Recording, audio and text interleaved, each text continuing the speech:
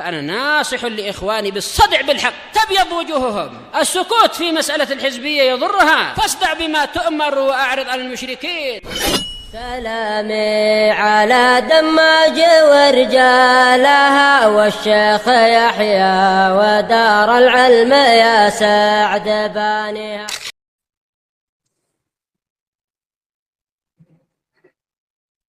بسم الله الرحمن الرحيم. قال المؤلف رحمه الله تعالى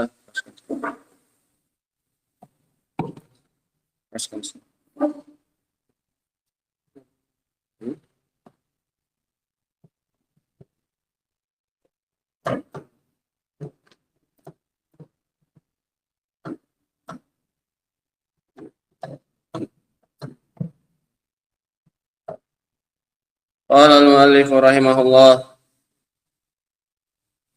قوله ويخرجون عن أفعال الله وأحكامه حكمها ومصالحها, dan mereka mengeluarkan dari perbuatan dan hukum-hukum Allah, hikmah dan kemaslahatannya, yaitu orang-orang Jabriyah, dengan keyakinan mereka bahwasanya hamba melakukan perbuatan dengan secara terpaksa, berarti mereka telah mengeluarkan hikmah dan kemaslahatan dari perbuatan dan hukum-hukumnya Allah Subhanahu wa taala. Dengan itu mereka tidak menetapkan dan menganggap bahwasanya perbuatan dan hukum Allah itu tidak mengandung kemaslahatan dan juga tidak mengandung hikmah. Kenapa? Buktinya orang yang taat pun tetap dapat pahala.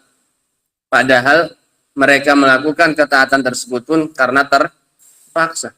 Tetap diberi pahala. Begitu pula Allah tidak hikmah ketika para pelaku maksiat tetap dihukum oleh Allah Subhanahu wa taala. Padahal mereka melakukan kemaksiatannya secara terpaksa. Berarti mereka menganggap bahwasanya perbuatan Allah itu tidak mengandung hikmah dan tidak bijaksana. Buktinya apa? Pelaku kebaikan yang melakukan kebaikan secara terpaksa pun tetap dapat pahala. Pelaku kejahatan yang melakukan kejahatan secara terpaksa pun tetap dihukum oleh Allah Subhanahu wa taala. Mereka berarti mengosongkan, mengeluarkan dari perbuatan Allah Subhanahu wa taala, mereka keluarkan apanya? Hikmahnya dan kemaslahatannya. Allah tidak memandang maslahat. Nah, pokoknya siapa yang Allah takdirkan, Allah paksa melakukan kebaikan, dapat apa?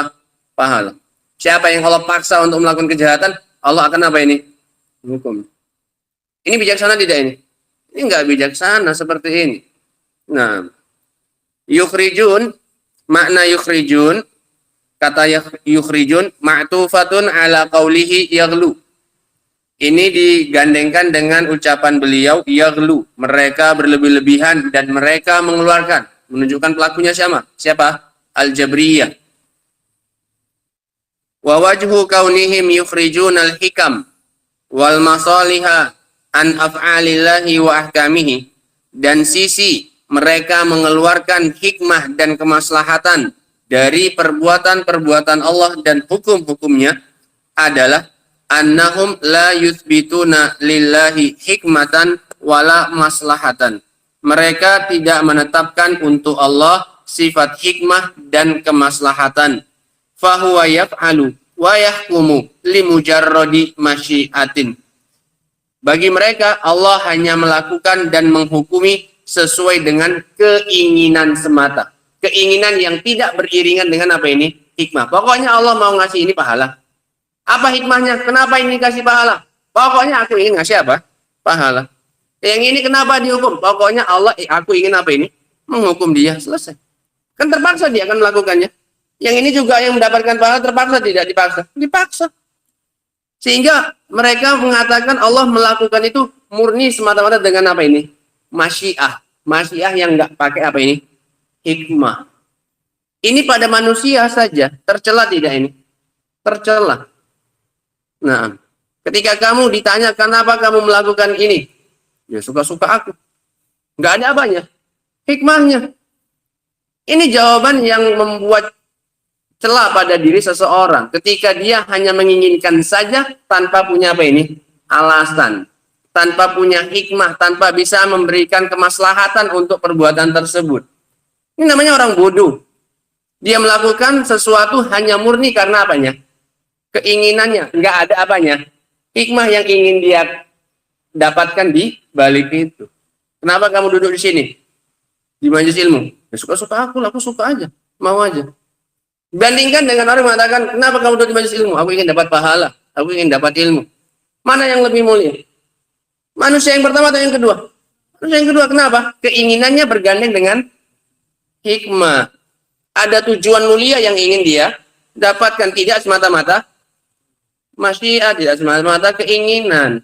Lah ini Allah Subhanahu wa taala masukkan orang ke surga, masukkan orang ke neraka. Kenapa? Suka-suka aku. Enggak ada apanya? Enggak ada hikmahnya. Nah, ini kalau pakai keyakinan siapa? Kalau pakai keyakinan Jabriyah. Nah, walihada yusibul muti'. Oleh karena itu Allah memberikan pahala kepada yang taat. Wa in kana mujbaran 'alal fi'l. Meskipun dia terpaksa dalam melakukan apa ini? Perbuatan. Nah, wa yu'aqibu al-'asi, dan Allah menghukum pelaku maksiat. Wa in kana mujbaran 'alal fi'l, meskipun dia dipaksa untuk melakukan perbuatan. Nah, wa minal ma'lum, dan sudah diketahui bersama, annal mujbar la yastahiqul hamda alhamda alal ma'ana mahbudin walazam ala madmumin. Dan sudah diketahui bersama bahwasanya orang yang dipaksa itu tidak berhak mendapatkan pujian jika melakukan perbuatan yang terpuji, dan tidak pula mendapatkan celaan jika dia melakukan perbuatan yang tercela. Kenapa? Karena dia terpaksa. Nggak boleh dicela ketika dia perbuatannya perbuatan yang tercela. Begitu pula dia tidak lantas tidak bisa dipuji karena dia melakukan kebaikan itu karena terpaksa. Nah, li'annahu bighairi ikhtiyarihi, karena itu dia melakukannya tanpa apa ini? Pilihannya, tanpa keinginannya. Dia melakukan dengan terpaksa. Nah, wa huna mas'alatun yahtaju biha katsirun minal usah. Di sini ada satu masalah yang sering dijadikan dalil oleh para pelaku maksiat. Idza angkarta alaihi al-munkar. Jika engkau mengingkari atas dirinya kemungkaran yang dia lakukan, qala, dia akan mengatakan, hadza huwa ma qaddarahu Allahu alaihi.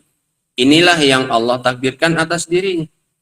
Kalau kamu bilang kamu ingkari kemungkaran yang dia lakukan, dia berhujah dengan apa ini? Takdir. Dia bilang, ya memang Allah yang takdirkan aku, gimana lagi? Kan Allah sudah nyatatkan di Lauhul Mahfuz, aku akan mencuri misalnya.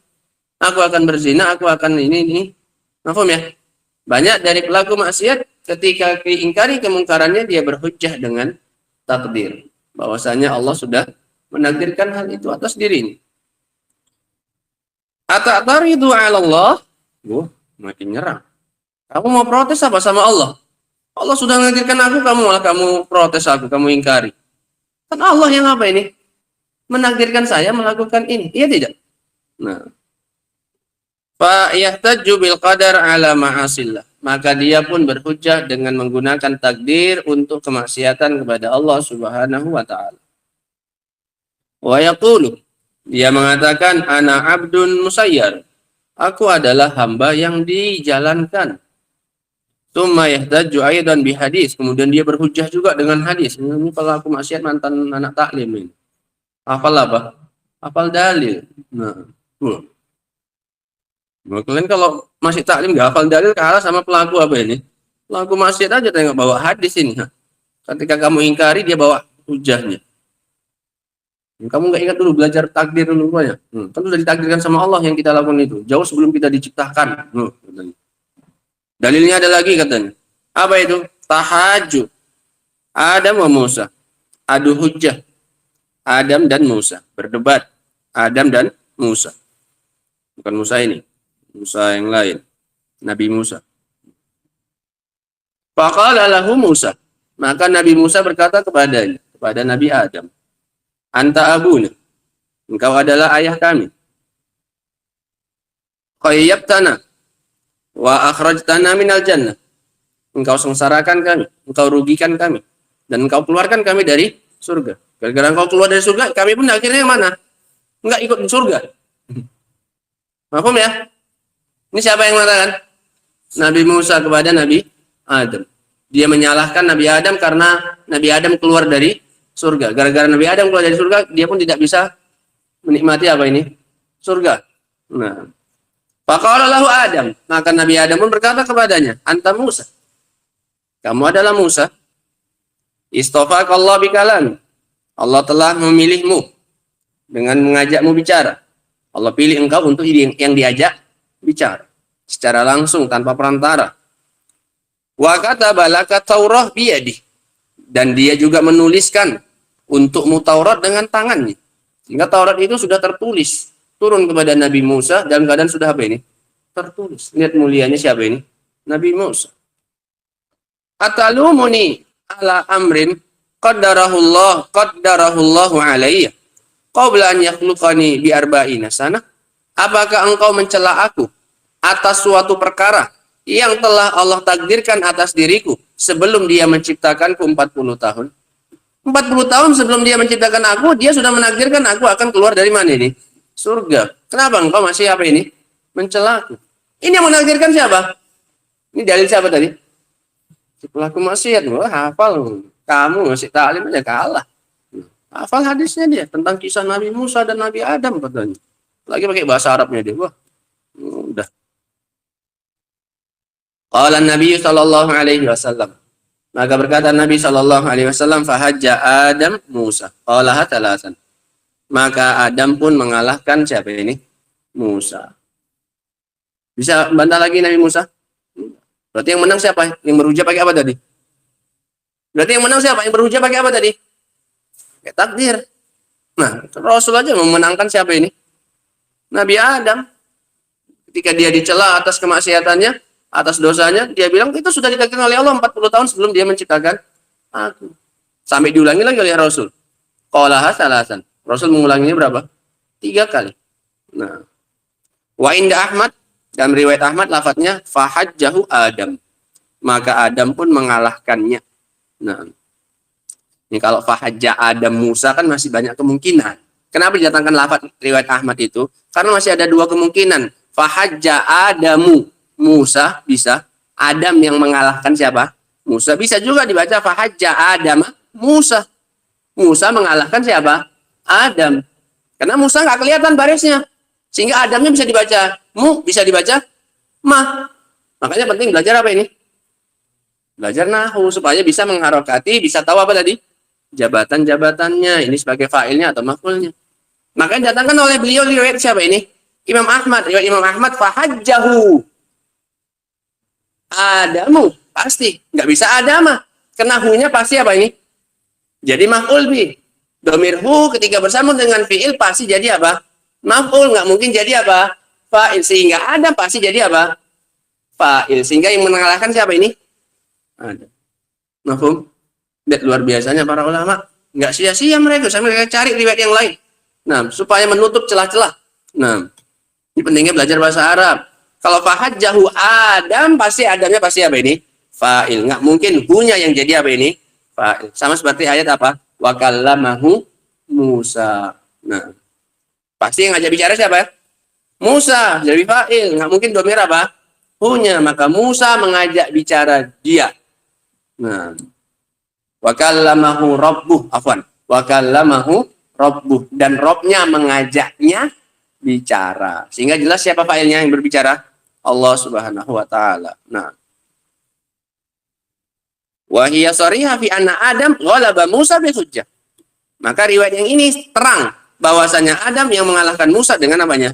Hujjahnya. Qala, dia mengatakan. Siapa? Pelaku maksiat tadi masih belum selesai dia membawakan dalilnya. Fa hadza Adam. Ini tengok tadi Adam. Lamma turida alaihi Musa, lamma tarada alaihi Musa, ketika diprotes oleh Nabi Musa, ihtajja alaihi bil qadar, maka Adam berhujjah kepadanya dengan menggunakan apa? Takdir. Wa Adam nabi, dan Adam seorang nabi. Wa Musa rasul. Dan Musa seorang apa ini? Rasul. Diutus kepada kaum yang menyelisih. Sementara Adam tidak. Adam diutus kepada orang yang apa ini? Yang bertauhid. Sehingga dia hanya sebagai seorang apa ini? Nabi. Karena seorang rasul yang pertama kali adalah siapa ini? Nuh. Adalah Nuh. Adapun Adam hanya seorang apa ini? Nabi. Rasul pertama adalah Nuh. Nah, Musa juga seorang apa ini? Rasul. Fasa kata Musa. Musa pun apa ini? Terdiam. Falimada tahtaju alayya. Maka sekarang kenapa kamu berhujah atasku? Mengingkari apa ku? Kemungkaranku. Nah, al jawabu ala hadis Adam. Jawaban untuk hadis Adam ini. Disebut dengan hadis Adam. Ini hadis yang menceritakan tentang Nabi Adam. Kayak hadis Jibril. Nah, bukan dia yang meriwayatkan hadisnya, bukan. Nah, kalau Nabi Adam yang meriwayatkannya berapa panjang sampai ke sana sanadnya. Nah, hadis yang ada cerita Nabi Adamnya. Hadis Jibril, hadis yang ada cerita Jibrilnya. Paham? Nah.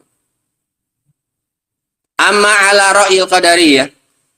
Adapun kalau pakai pendapatnya qadariyah.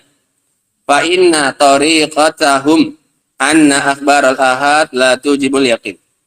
Kalau pakai metodenya qadariyah, maka cara menjawabnya ini nggak usah dihafal, nggak apa-apa. Ini pakai jawabannya ahli bid'ah, cuman.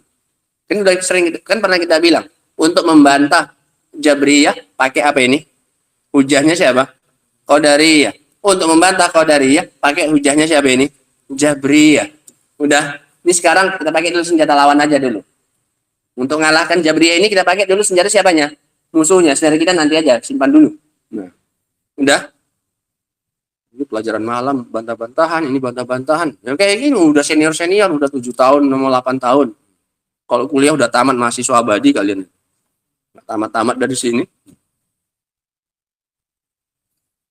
Maka menurut mereka, metode mereka, bahwasannya khobar ahad itu tidak mengharuskan kita untuk meyakininya. Mereka tolak hadis itu. Kenapa? Hadisnya ahad, tidak mutawatir. Jalannya nggak banyak, kata mereka. Hadis tentang Adam itu hadisnya nggak banyak jalannya, nggak mutawatir, alias ahad. Dan hadis ahad kata mereka hadis ahad tidak bisa untuk mendatangkan keyakinan. Kalau mereka bilang wa idza aradat al-aql, kalau bertentangan dengan akal, hadis-hadis ahad tadi wajib an turad, wajib untuk ditolak. Wa binan ala dzalika qalu hadza la yasih. Maka dibangun di atas itu mereka mengatakan ini tidak sahih, wala naqbaluhu, dan kita tidak menerimanya, wala nusallim wala naslamu bihi, dan kita tidak menerimanya. Sama. Amal Jabriyah. Adapun Jabriyah akan mengatakan ini untuk membantah siapa ini? Si pelaku maksiat tadi. Kalau orang Qadariyah ditolaknya apanya? Hadisnya, hadismu itu enggak sahih katanya. Kenapa? Nggak mutawatir. Padahal hadisnya riwayat siapa itu di situ? Bukhari Muslim. Nah, tapi jalannya nggak banyak. Ini yang bantah siapa? Qadariyah. Iya, Qadariyah. Adapun Jabriyah, faqalu inna hadza huwa dalil. Jabriyah makan, inilah dalilnya. Pas kamu. Pandai kamu ya. Dipujinya siapanya? Yang pelaku maksiat. Wah, inilah dalil katanya. Hadza huwa dalil katanya. Wa dalalatuhu haqqun. Sisi pendalilannya pun benar, pas. Mantap kamu. Wala yulamul abdu ala ma qaddara alaihi. Tidak boleh dicela seorang hamba atas apa yang ditakdirkan atas dirinya. Senang siapa ini? Wah, berbunga-bunga siapa ini? Nah, ini aku ikut Jabriyah aja lah. Enak ya. Mencuri, berzina, apa nggak boleh dia apa ini? Celah. Kenapa? Sudah ditakdirkan oleh Allah Subhanahu wa taala. Bisa tamparkan, pak bilang. Loh, kok kamu tampar? Takdir dari Allah Subhanahu wa taala. Nah, iya kan? Kalau dia berhujah dengan itu adalah takdir dari Allah, penamparan kita ini takdir dari Allah juga. Iya enggak? Iya. Hujahnya, nggak usah mukanya lah. Hujahnya saya tampar, ganti bahasa. Nanti bilang ini kajiannya ekstremis. Udah? Nah. Ini tadi jawaban siapa ini? Jabriyah. Nah. Amma ahlus sunnati wal jamaah. Sekarang jawaban siapa ini? Ahlus sunnati wal jamaah. Kita tunda pada episode berikut. Lanjut.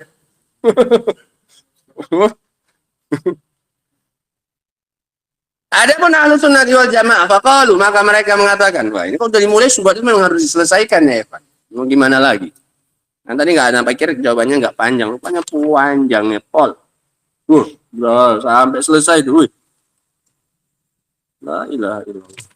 Udahlah, sekilas saja. Faqalu, mereka mengatakan, inna Adam alaihi salam fa'ala dzam. Mereka akan mengatakan Adam melakukan dosa. Memang ya? Adam melakukan dosa. Wa sara dzambuhu sababan li khurujihi minal jannah. Dan dosanya tersebut menjadi sebab keluarnya dia dari surga. Lakinnahu taba minadz dzam. Tapi dia sudah apa ini? Tobat. Dari apanya? Dosa. Makanya ketika dicela oleh Musa, dia berhujah dengan apa ini? Takdir. Kamu kalau kondisimu sama seperti Nabi Adam, silakan kamu berhujah dengan takdir, dengan syarat kamu sudah apa ini? Tobat dari dosa. Baru sama keadaanmu dengan Nabi Adam. Kamu belum tobat malah masih mau membela kemaksiatanmu, malah berhujah pakai apa? Takdir. Kamu nggak sama kayak Nabi apa? Adam. Nabi Adam berhujah dengan takdirnya setelah dia bertobat dari dosanya. Sehingga nggak bisa dicela. Kenapa? Nggak bisa dicelanya bukan karena takdirnya tadi, tapi karena dia sudah apa? Taubat. Mafhum? Nah. Fatalaqa Adamu min Rabbih. Fatalaqa Adam min Rabbih kalimat. Fataba. Maka dia pun bertobat. Allah pun menerima taubatnya dia. Nah.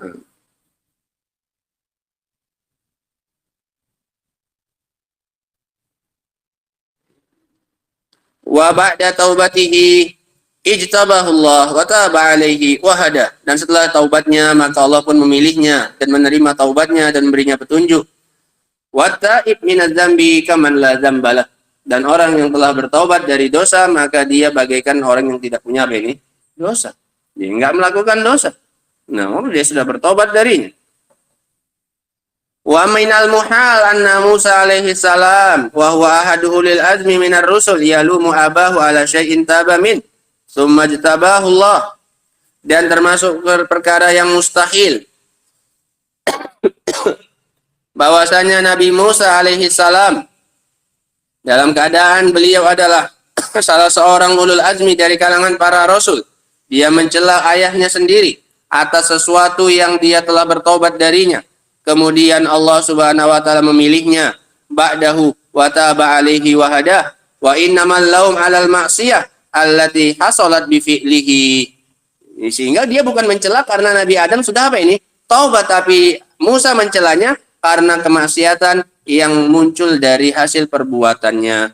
Wa hiya ikhrajun nas, yaitu mengeluarkan manusia wa nafsihi minal jannah, dan dirinya sendiri dari surga. Fa inna sababa hadzal ikhraj huwa maksiatu Adam.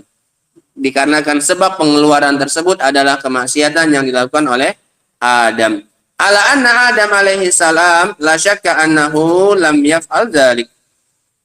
Lam yaf'al hadza liyakhruja minal jannah hatta yulam. Dan sudah dimaklumi, tidak diragukan lagi bahwasanya Adam tidaklah melakukan itu supaya dia dikeluarkan dari apa? Surga. Sehingga dia pantas untuk dicela. Adam melakukannya itu bukan tujuan dia supaya dia apa ini? Keluar dari surga. Nggak ada niatan dia mau mengeluarkan dia dan keturunannya dari mana ini? Dari surga. Memang dia tergelincir, ya sudah. Bukan tujuannya, sehingga kalau tujuannya bukan mengeluarkan mereka, sehingga bisa nggak dia dicela? Enggak. Karena tujuan dia ketika melakukan itu sama sekali bukan niatannya untuk mengeluarkan dirinya dari mana ini? Surga. Mungkin nggak niatan itu? Ya mana mungkin orang yang udah merasakan surga itu nggak akan mungkin berharap untuk apa ini? Keluar. Tapi karena godaan iblis, maka akhirnya dia lakukan perbuatan tersebut. Bukan supaya dia keluar, kemudian anak-anak cucunya juga apa ini? Keluar sama sekali, bukan. Sehingga kalau bukan itu tujuannya, apakah pantas dia Kalau bukan itu tujuannya Nabi Adam ketika melakukan maksiat itu, apakah pantas dia dicela? Jawaban jelas apa? Jelas tidak. Nah. Fakaifa yalumuhu Musa? Maka bagaimana mungkin Musa mencelanya? Makanya yang menang siapa? Nabi Adam. Memang nggak ada celah bagi siapa ini? Nabi Musa untuk mencela Adam atas suatu dosa yang dia sendiri sudah apa? Taubat. Itu jawaban pertama. Kemudian jawaban yang kedua, Musa Adam melakukannya bukan agar dia sendiri keluar dari mana ini? Dari surga. Sehingga tidak ada celah sama sekali bagi Nabi Musa untuk mencela siapanya? ayahnya sendiri. Wa hadza wajhun zahirun, dan sisi ini sangat jelas, fi anna Musa alaihi salam lam yarid laumu Adam ala fi'lil ma'siyah. Lam yurid lauma Adam ala fi'lil ma'siyah. Bahwasanya Nabi Musa tidak menginginkan untuk mencela Adam atas perbuatannya kemaksiatannya. Innama alal musibah allati hiya min qadarillah, hanya saja atas musibah yang mana itu sudah merupakan takdir dari Allah. Sehingga yang dicela oleh Nabi Musa ini adalah musibah yang disebabkan oleh kemaksiatannya siapa? Nabi Adam. Lah musibah itu terjadi dengan apa ini? Takdir dari Allah Subhanahu wa taala. Sehingga Nabi Adam bukan membela dirinya dengan untuk kemaksiatan yang dia lakukan. Tapi Nabi Adam berhujah dengan takdir untuk musibah. Apa musibahnya? Keluarnya dia dan manusia dari mana ini? Surga. Itu sudah terjadi dengan apa ini? Takdir dari Allah. Sehingga Nabi Adam bukan berhujah dengan takdir untuk membela apanya? Perbuatannya bukan. Tapi berhujahnya Nabi Adam adalah untuk hasilnya, yaitu musibah yang didapatkan oleh Adam sendiri dan juga oleh keturunannya, yaitu manusia, yaitu keluarnya mereka dari surga. Ini berhujahnya dengan apa ini? Bisa nggak ini? Bisa. Mahfum ya? Sehingga salah kaprah ketika pelaku maksiat tadi membela dirinya dengan apa ini? Dengan takdir. Dikarenakan Nabi Adam bukan membela dirinya dan membela kemaksiatannya dengan menggunakan takdir. Tapi untuk apanya? Dia gunakan takdir tadi untuk apa ini? Berdalil untuk musibah yang sebabnya adalah kemaksiatannya. Musibah ini kata Nabi Adam kepada Nabi Musa sudah ditakdirkan oleh Allah terjadi sebelum dia menciptakanku 40 tahun yang lalu. Apanya? Musibahnya. Dia tidak membela apanya? Kemaksiatan diri. Mahfum ya? Nah. Wahina idzin yatabayyan annahu la hujjata bihadzal hadis lil jabriyah. Maka dari sini jelaslah, tampaklah bahwasanya tidak ada hujjah pada hadis ini bagi siapa ini? Jabriyah. Kenapa? Karena Nabi Adam tidak dicela karena apa ini? Karena perbuatan yang dia sendiri sudah apa ini? Bertobat darinya. Adam sendiri tidak menggunakannya untuk kemaksiatannya, tapi untuk apanya? Musibah yang timbul dengan sebab apanya? Kemaksiatannya. Nah,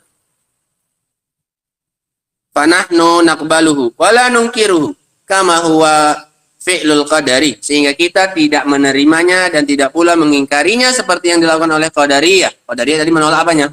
Hadisnya. Walakinnana la nahtaju bihi 'alal ma'siyah kama fa'alal jabari. Tapi kita juga tidak berhujah dengannya untuk pelaku kemaksiatan, untuk kemaksiatan sebagaimana dilakukan oleh siapa? Jabriyah. Sehingga Ahlussunnah di mana ini? Di tengah-tengah. Tidak menolak hadis itu mentah-mentah sebagaimana dilakukan oleh siapa? Qadariyah. Tidak pula menerimanya dengan mentah-mentah dan dijadikan sebagai alasan untuk melakukan kemaksiatan sebagaimana dilakukan oleh siapa ini? Oleh Jabriyah. Sehingga mereka tengah-tengah. Nah, wa hunaka jawabun akhar asyara ilaihi Ibnu Qayyim. Dan di sana ada jawaban yang lain yang telah diisyaratkan oleh Imam Ibnu Qayyim rahimahullahu taala. Insyaallah kita baca pada episode berikutnya insyaallah. Wa akhiru da'wana alhamdulillahirabbil alamin. Subhanallahi bihamdika asyhadu an la ilaha illa anta astaghfiruka wa atubu ilaik. Walhamdulillahirabbil alamin.